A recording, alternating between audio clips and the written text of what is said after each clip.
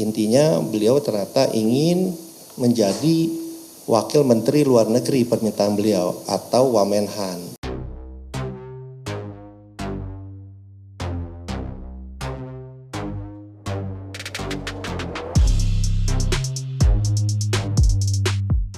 Kemudian dan yang kedua adalah sebelum pulang Bu Koni bicara ke saya, kita bicara berdua.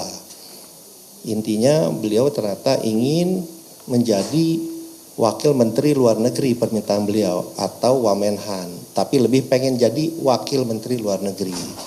Saya bilang, Bu, itu bukan domain saya, tapi kalau Ibu bekerja, Ibu ke Pak Prabowo, mungkin ada penilaian lain, itu prerogatif Pak Prabowo, silakan disampaikan ke beliau. Jadi itu keinginan dari Ibu Koni yang disampaikan saya ingin menjadi Wakil Menteri Luar Negeri, keinginannya atau Wamenhan, tapi lebih ke Wamenlu.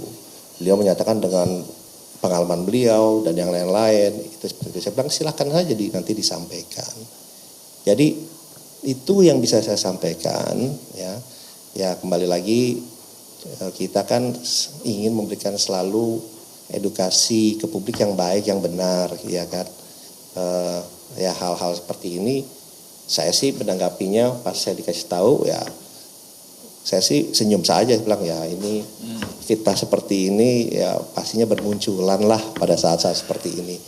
Tapi saya disarankan oleh tim legal kami, ada Pak Habib dan yang lain bikin konferensi pers, kasih tahu apa adanya, kasih tahu kebenarannya supaya masyarakat dan publik ini juga tahu gitu ya. Dan mungkin publik juga tahu, teman-teman mass media juga, bapak-bapak ibu media paling tahu, saya itu paling hati-hati berbicara. Apalagi saya berbicara kepada orang yang baru saya kenal, ya. Jadi itu yang bisa saya sampaikan bahwa di sosial media yang beredar itu adalah menurut saya sayangkan dan saya sedih juga ada berita seperti itu yang dikeluarkan oleh seorang intelektual. Terima kasih.